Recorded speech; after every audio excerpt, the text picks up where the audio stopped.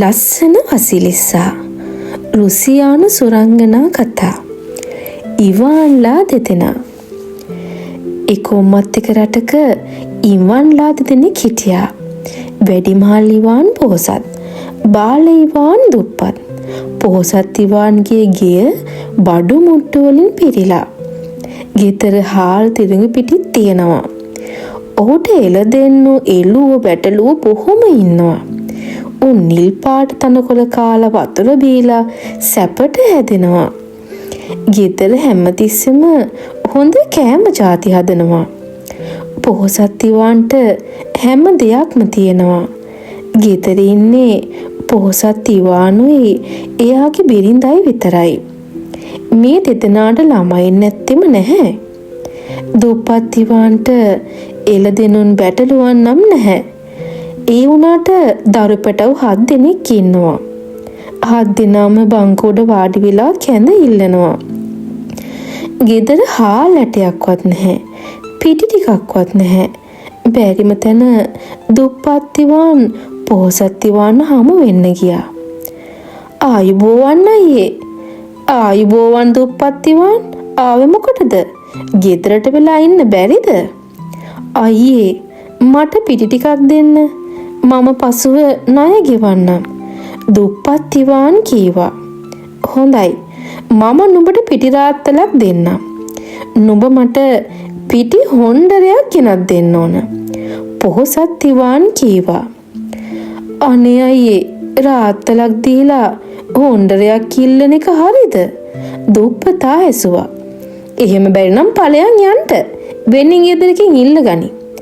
කරන්න දෙයක් නැහැ. දුප්පත් ඉවාන්ට ඇඬුණා. ඔහු පිටි රාත්තලත් අරගෙන මහ පාරට ආව විතරයි බොහොම වේගයෙන් සුළං හැමුවා. පිටි ටික සුළඟට අහු වෙලා විසිරී ගියා.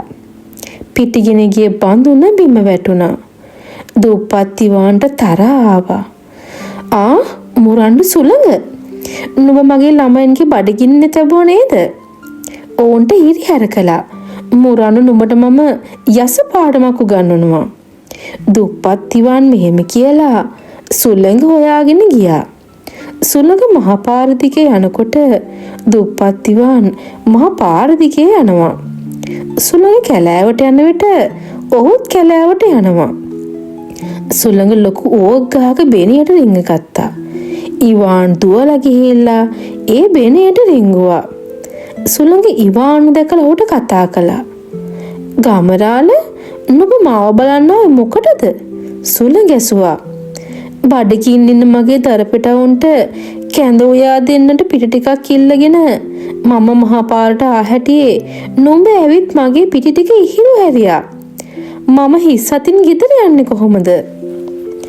මාතින් සිදු වූ වරදට නුඹ කේන්ති ගන්නට එපා.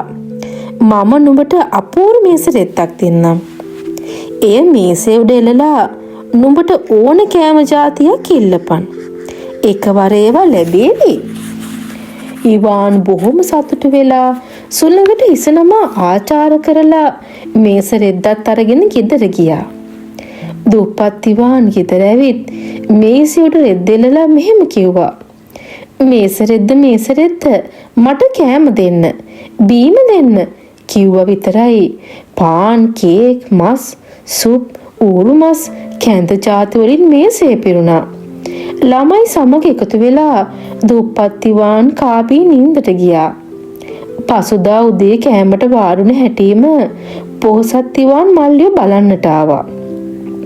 පොහොසත් ඉවාන් කෑම වලින් පිරුණු මේසේ දැකලා ඊර්ෂ්‍යාවෙන් රත් වුණා. කොහොමද මල්ලිය නුඹ පොහොසත් උනේ? පොහොසත්කම කොහොම වුණත් නුඹට කෑම ටිකක් දෙන්නට පුළුවනේ කියලා දුප්පත් ඉවාන් අයියට කීවා. මම නුඹට ගෙවන්නට ඕන පිටි හොණ්ඩරය දැම්ම දෙන්නම්. මේස රෙද්ද මට පිටි හොණ්ඩරයක් ගෙනෙන්න කිව් හැටියෙම මේසෙ උඩ හොණ්ඩරයක බර පිටි මිටියක්. පොහොසත් ඉවාන් පිටි මිටියත් අරගෙන කතා නොකර ගෙදර ගියා.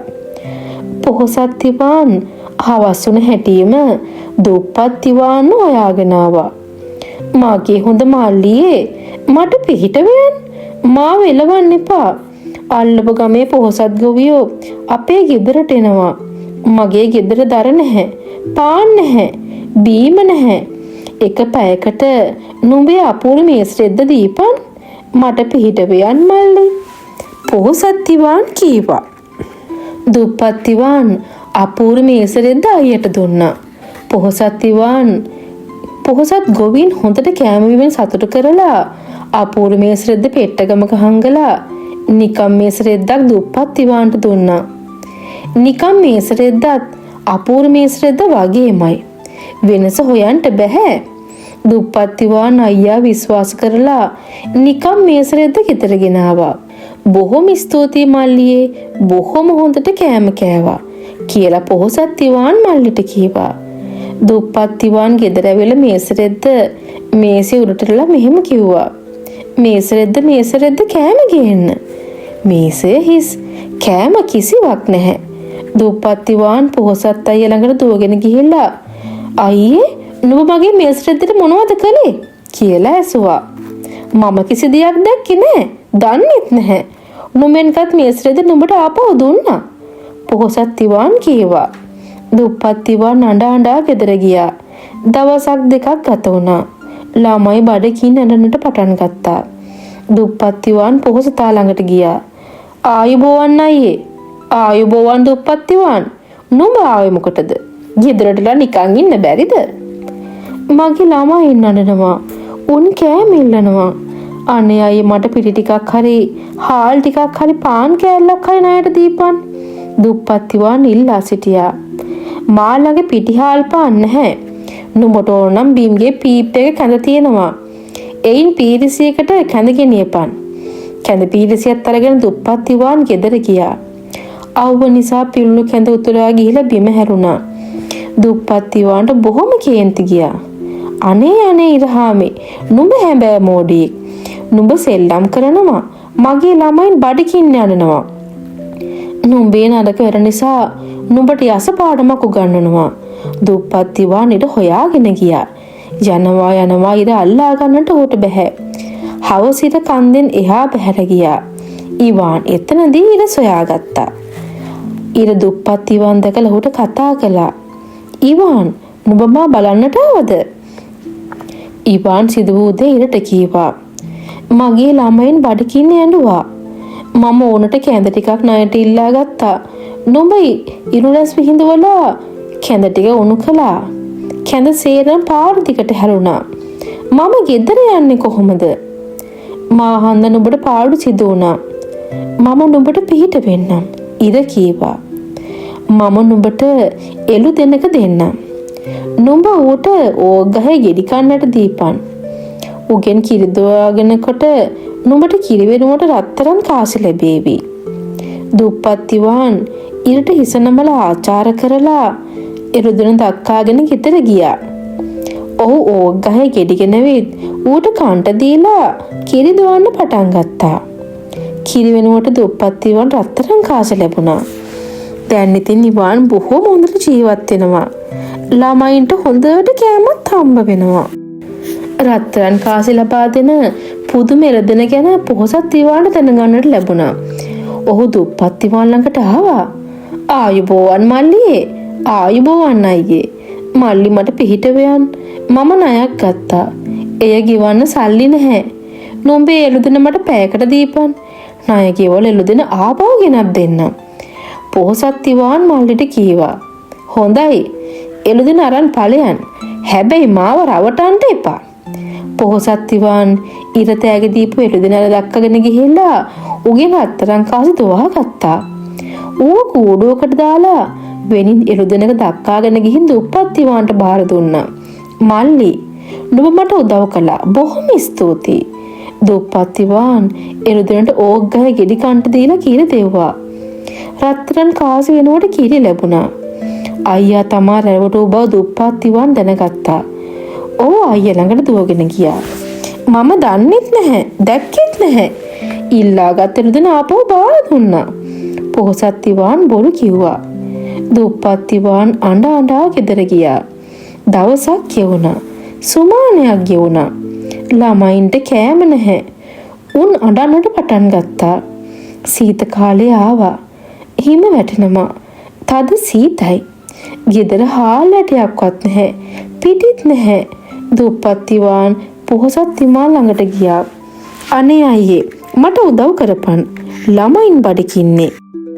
පිටි ටිකක් ණයට දීපන්. දුප්පත් ඉවාන් ඉල්ලුවා.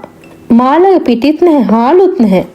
අන්නර කුස්සියේ මුල්ල තියෙන පිල්ලු වෙච්ච සුප් ටිකක් ඒක අරගෙන පාලයන්.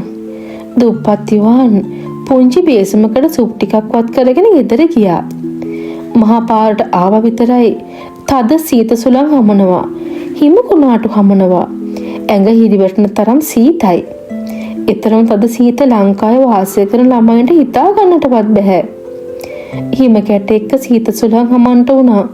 සුප් ටික අයිස් කැටයක් බවට පත් වුණා. දැන් ඉතින් සුප් වෙනුවට අයිස් කෑල්ලක් විතරක් තියෙනවා.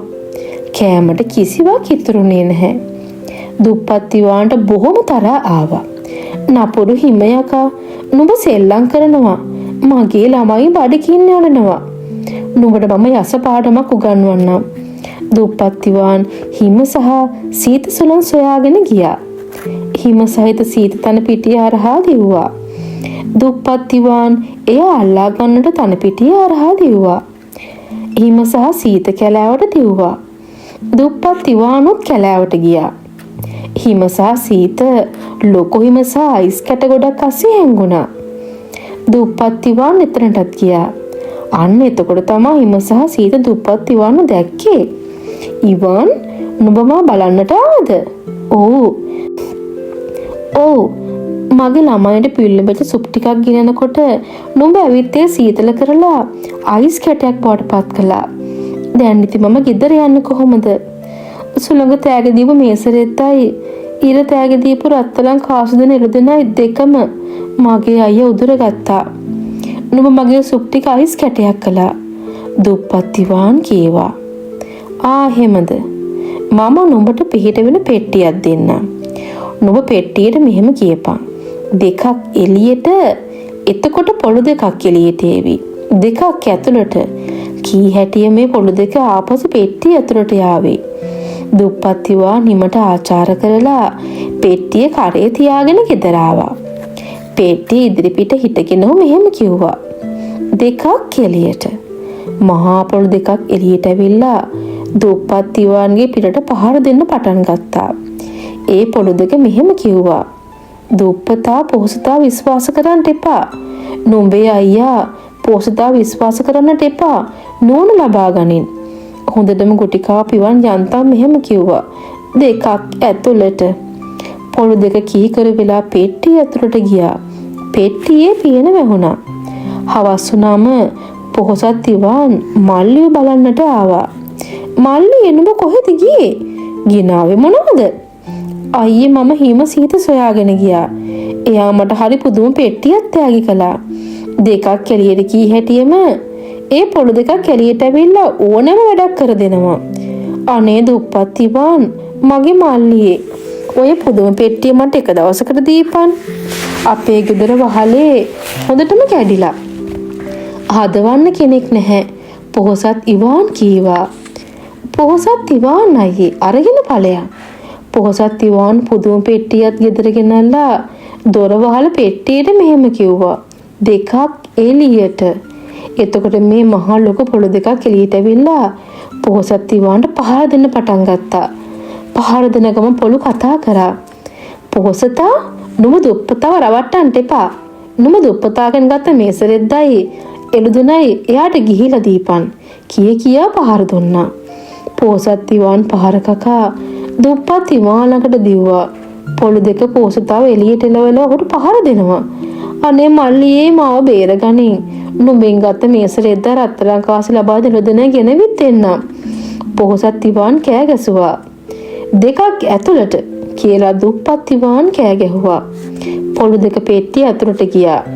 හොඳටම ගුටි කාපු පොහොසත් ඉවාන් දුප්පත් ඉවාන් ඍතු දෙය ලබා දෙන මේසරෙද්දයි රත්තරන් කාසි ලබා දෙන දෙනයි ගෙනවිත් බාර දුන්නා.